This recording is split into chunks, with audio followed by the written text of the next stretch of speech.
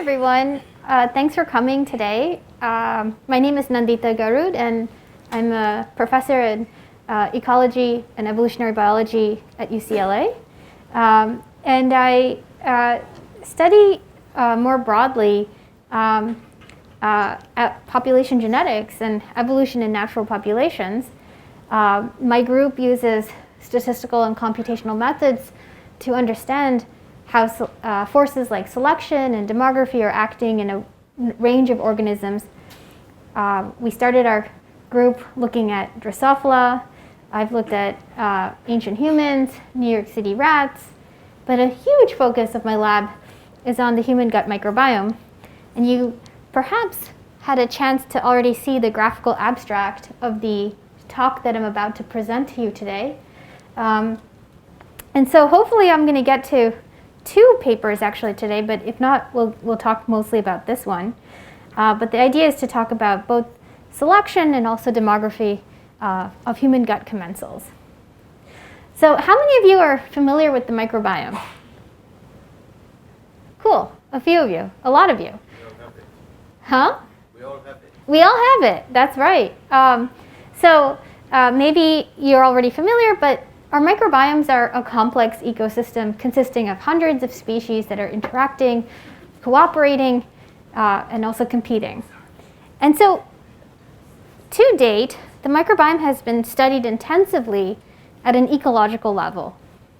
So for example, people have noticed that there are species fluctuations over time. And so you might see species changing from one abundance to another. And this has been observed in healthy versus diseased people, for example. But if you were to sequence one of those species, what you'll see is that those species are not identical. You'll have hundreds of, millions of cells potentially belonging to the same species that all harbor their own genetic differences. And some of those differences are really large. You might have strain fluctuations of the same species, and each strain might be really different from each other. On average, about 1% different. And here in this person, you can see for this one species, we have 3 strains all bouncing about. And so this could be another way that microbiome actually responds to selective pressures. You might also see strain invasions, whereby a better fit strain comes in from the outside environment, and maybe it carries some antibiotic resistance gene, and this is yet another ecological process. But what we're really interested in is evolution, which is a process whereby a genetic modification arising via maybe de novo mutation or horizontal gene transfer arises within a host or across hosts, thereby changing the genetic background of an existing lineage in your gut. And so my group has been looking at evolution on 2 timescales. We've been looking at evolution occurring within hosts on short timescales of days and months, and then also across hosts on timescales potentially exceeding our lifetimes. And so while the majority of the talk is going to focus on what's going on across all of us, I'm going to just take a moment to tell you a little bit about what we know about what's going on inside of us so that we can start to understand what's going on across us. Okay, so the paper that I want to just focus on for a moment is this paper that I wrote in 2019 with my co-authors Benjamin Good, Oscar Hallatschek, and Katie Pollard. And back then, 5 years ago, it wasn't really known whether commensal gut microbiota could evolve within us on short timescales of days and months. And that's because in healthy hosts, we're not experiencing any obvious acute selective pressure like the presence of antibiotics or changes in diet. We're just humming along in our daily lives, and these bacteria have been coexisting with us for millions of years potentially. And so these bacteria may not have any impetus to actually evolve. But in this paper, we saw that in healthy hosts, bacteria can evolve extreme allele frequency changes consistent with adaptation. And this was really exciting because it suggested that ecological processes are not the only processes happening inside of us. We also have genetic change. Other papers simultaneously or soon after showed that evolution is a pervasive force happening in healthy hosts, and that horizontal gene transfer is playing a really critical role in facilitating this evolution. And we're going to get into that further. Now that we have a sense that, yes, evolution is a common force happening inside of our guts, we can try to understand its dynamics over different cohorts.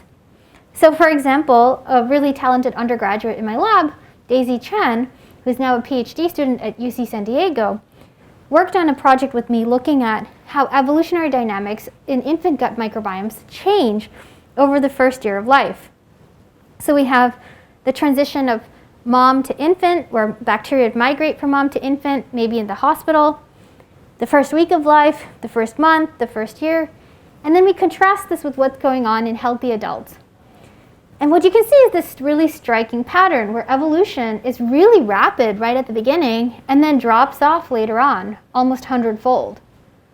Why do you think that we have this really rapid rate of evolution right at the beginning of the lifetime of this child? Any guesses? Yeah. So I might be very off, but I would assume because like at the beginning when a child is born, the majority of the microbiome that they acquire is through their mother. And then as they are more exposed to environmental variation, the microbiome shifts and changes to kind of reflect what they've been exposed to throughout the beginning of their life. So it kind of starts to create their own profile. Right. Yeah. So it's changing from what it was used to in the mom versus what is happening in the baby. And the baby has a whole variety of different physiological environments. For example, it has a simpler immune system. The community members are fewer and simpler. And then you also have a simpler diet, just milk, right? So you could imagine that these bacteria are entering the baby and they have to do so much work to survive. So this is avenues for future research, understanding what exactly are these evolutionary adaptations doing. But it just kind of gives you a sense of how pervasive this is happening and how dynamic it is over our lifetimes. We took a deeper look into how these evolutionary adaptations are seeded. Are they seeded by de novo mutations or recombination events? De novo mutations are one where you have spontaneous mutations landing on genomes, kind of like raindrops. Whereas a recombination seeded sweep, let me illustrate that for you, looks like this. So let's say you have 2 strains of E. coli hanging out in your gut. This is your favorite gene 1, your favorite gene 2. And the donor strain gives a chunk of DNA to the recipient strain, like that. That can result in gene gain and loss. It turns out that we saw ample evidence of horizontal gene transfer facilitating evolution within not only infants but also adults, suggesting that this is a really important mechanism for evolution in the human gut microbiome. Perhaps this makes sense given that, after all, this evolution is occurring in the context of a very complex community. And maybe it's faster to receive adaptive material that's already pre-adapted in some other partner in this system as opposed to evolving it de novo from scratch. Okay, so that was my little brief summary of what's going on within hosts. But now, before I launch into what's going on across hosts, I thought I'd pause for a second and ask you if you have any questions about what I just shared with you. Yeah? So I actually had 2. The first one being going back to the graph that you had about the evolution of microbiome for the first years of life. Mm-hmm. So something that we know that in the past couple of decades has been having a huge impact on that variation is that the babies are exposed to so much medication, and it kind of reduces the effects of the environment versus maybe like 50 years ago. So my question is, like, if you have ever considered or if you have ever looked at the changes between the adaptation in the microbiome community or in composition of now versus maybe like 50 years ago, or if that's something that's even possible to track. Mm-hmm. And then the second one, I forgot. Let me try to answer your first question. So you're asking, can we look at differences in rates of evolution in modern contemporary times versus 50 years ago? Yeah. I don't think that such data really exists. I mean, people are collecting ancient samples from like, the 1800s from I tooth know the decay. ancient samples, but like the problem is that we just see one time. Right. So, Right. Yeah, we're dealing with static data, and so that is an area for us to work on. I do know some groups that are collecting decadal type of data.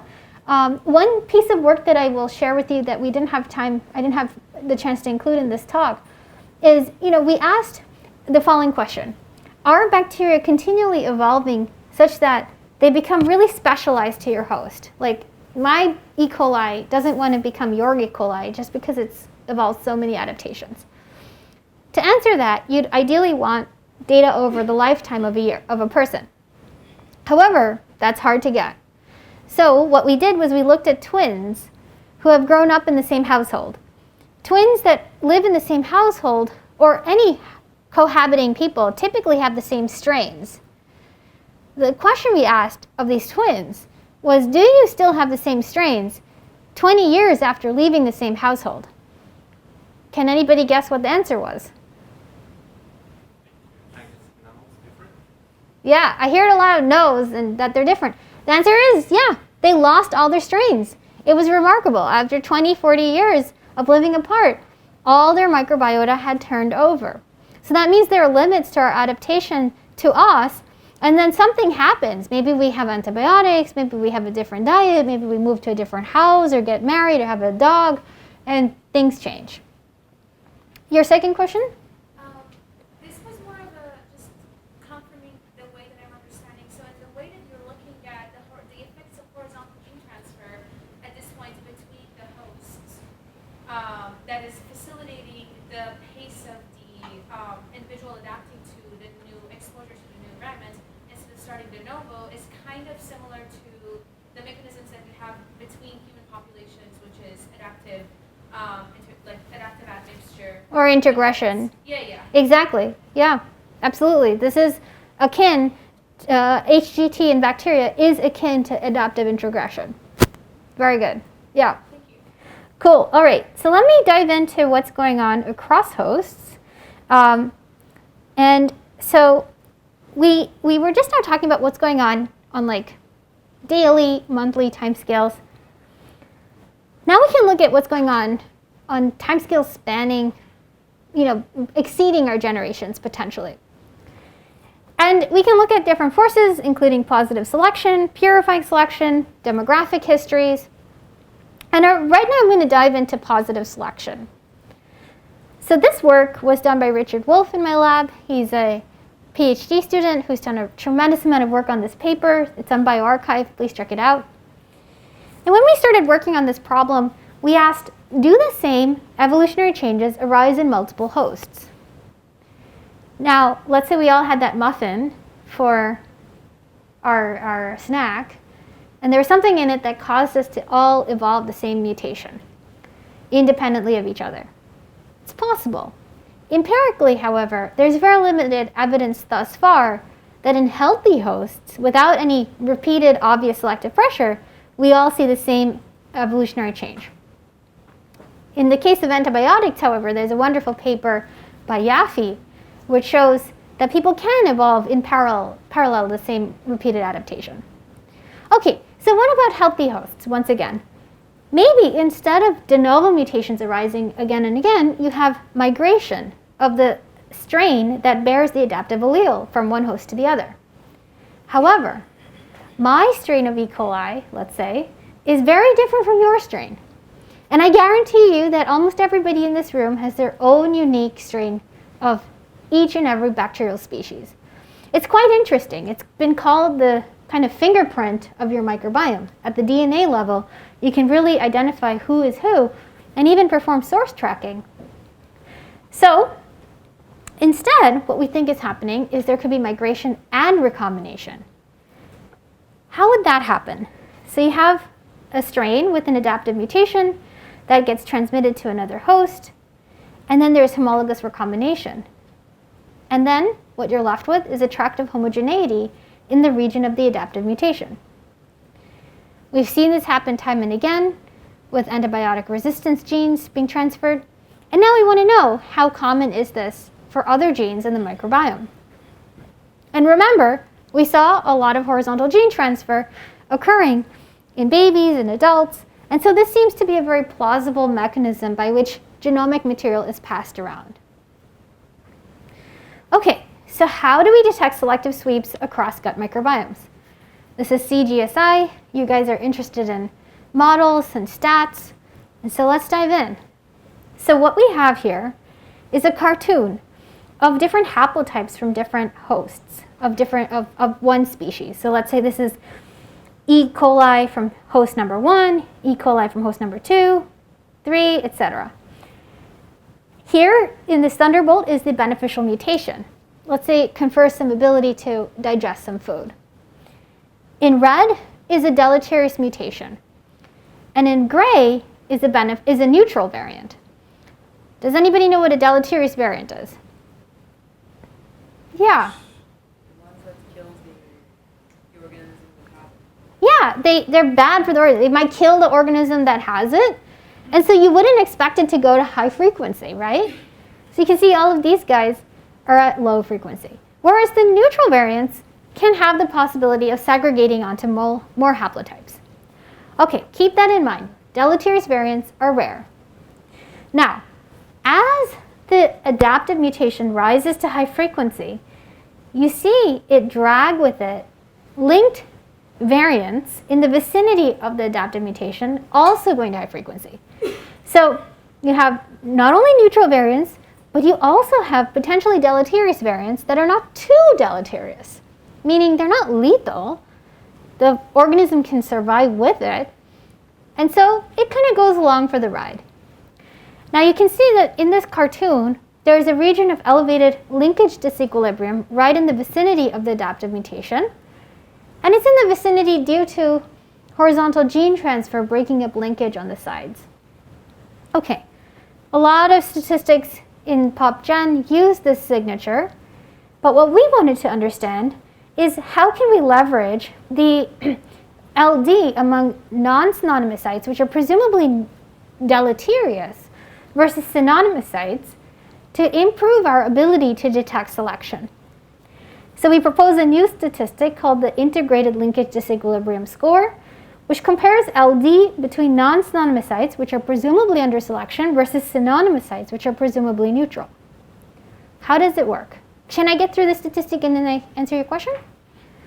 So at the onset of selection, the beneficial variant may be rare, and also the deleterious variant will be rare. The rise in frequency of the beneficial variant should result in tight LD with the rare deleterious variant, right? You have something, there's so much deleterious variants in our bacteria, in our genomes, there's bound to be something private to the haplotype that the beneficial variant is on. So those rise together. But neutral synonymous variants may not experience such tight LD because they can shuffle onto different haplotypes. And so what we predict is higher LD among pairs of non-synonymous sites as opposed to synonymous sites. We can test this out in simulations. In neutrality, you have non-synonymous LD, so LD among pairs of non-synonymous sites being similar to pairs of synonymous sites. But under positive selection, you see a difference. Okay. Any questions? Yeah. So when you're talking about sweeps, the cartoon that you showed, are you detecting only soft sweeps because they still have some diversity, or is the hard sweep in the population? So what kind of sweeps are there? We can detect both hard and soft. We found empirically both hard and soft. And what I was depicting was actually a partial sweep, which is not mutually exclusive with a soft sweep. You can have an incomplete hard sweep and an incomplete soft sweep. And you're able to distinguish between? We're not trying to distinguish hard and soft in this statistic. But if you do want to, I encourage you to check out my other statistic, H12. And I'd be happy to talk to you more about that after. Yeah? I think my question's a bit tangential to what you're talking about, but I'm curious about this beneficial and deleterious variant that are linked together and how long it can actually exist. Because I feel like once that deleterious variant gets separated from the beneficial one, the strain with only the beneficial variant will rapidly outcompete the one that's sharing both? Very good question. So could there be some kind of advantage to the strain that does not bear the deleterious variant in taking off? So there's a wonderful paper by Zoe Asaf and Dmitry Petrov, which talks about staggered soft sweeps. And basically, you have the hitchhiking of a deleterious variant, and then you have a recombination event on linking them, and then you see the beneficial variant really take off. And you see this basically result in multiple haplotypes at high frequency bearing the adaptive allele. The dynamics of all of this is something to be probed, but it's an exciting signature that we're just getting to understand right now. Okay, so we saw in simulations this works, and now we're going to give this a whirl in data. And we're going to do this in C. difficile, which is a pathogen, and it's known to cause some distressing gut disorders.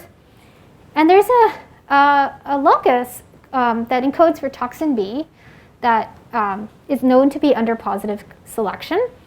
And we're going to see if our statistic can pick that out. So here on the x-axis is the genomic position, and on the y-axis is the ILDS value, and here's our scan.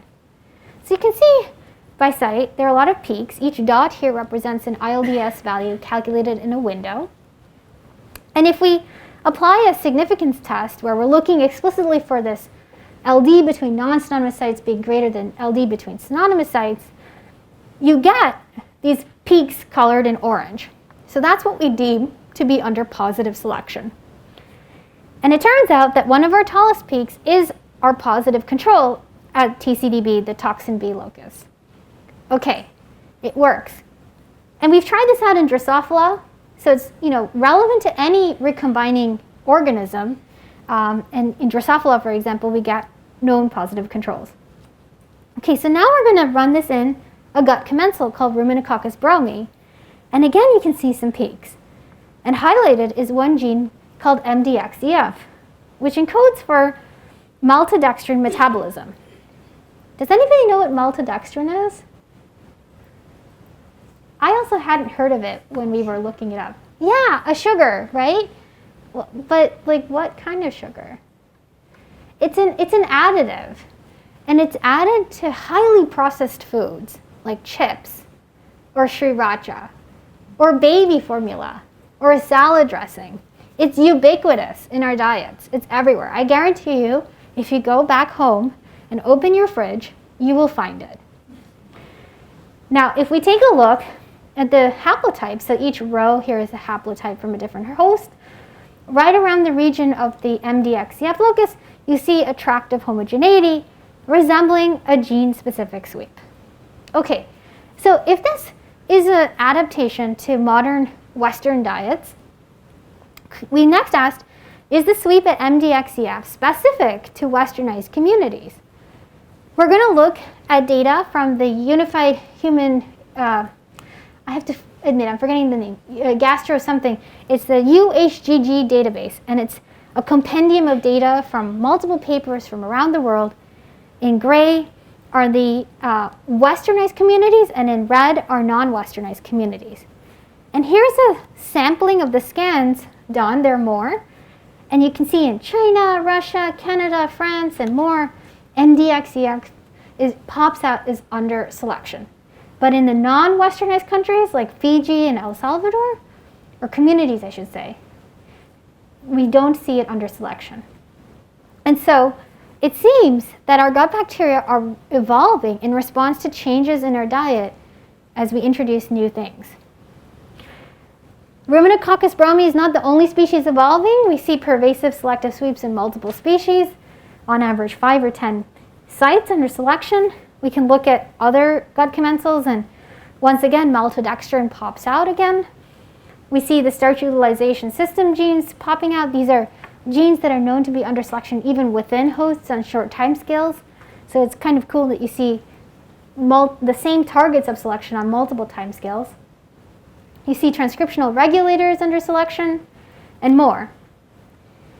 So that's the story of evolution occurring within hosts versus across hosts. We're almost out of time, And so I'm going to take a couple minutes to just give you some highlights on what else is going on in my group.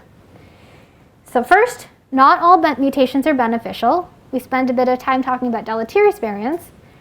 And this is a little cartoon that we drew illustrating a paper by John Ma in my group and Kirk Lohmuller, my close colleague, where we looked at the inference of the demographic histories and selective effects of human gut commensals over the course of human history. And in this paper, what we looked at were what were the typical distributions of fitness effects, which is that red kind of distribution here, for a new mutation. And what you can see is that there are a lot of deleterious mutations. Some highlights from this paper is that there's actually a lot of phylogenetic consistency between species that are closely related in terms of their DFEs. Closely related species have similar DFEs. Why? I don't know. And simultaneously, in order to infer the DFE, we also had to infer demographic histories. And so what we found is that over the course of human history, we saw a lot of different processes happening. We saw contractions in population size and expansions in population size.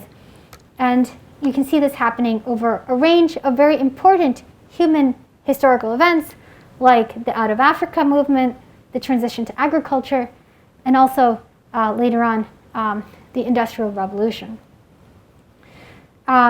These models are a starting point, and we continue to refine them and to understand what actually influences the genetic variation in our microbiomes. Additionally, we look at how the community diversity is correlated with intraspecies diversity and rates of evolution. You can check out our paper. We look at source tracking to understand where our microbiomes come from. For those of you who are interested in admixture mapping, this is very similar to what we're doing here. And then we have a whole other part of the lab looking at Drosophila, and we look at, for example, hard and soft sweeps on the X versus autosomes, and we continue to refine our methodology to understand the signatures of such sweeps. Okay, so I'm going to conclude. And so what we talked about today is rapid evolution within hosts in a matter of days and months, pervasive selective sweeps across hosts, mediated by migration and horizontal gene transfer. And we didn't really get into it, but varied demographic histories and DFEs across species. And with that, I'd like to thank the very, very many people who contributed to this work, especially Ricky Wolff, who did the heavy lifting for ILDS, as well as members of my group and my funding. And I'd be happy to take questions and also put a plug for my group. This is my email. I'm trying to recruit a postdoc and grad students, so please come talk to me. I'd love to chat with you. So thank you.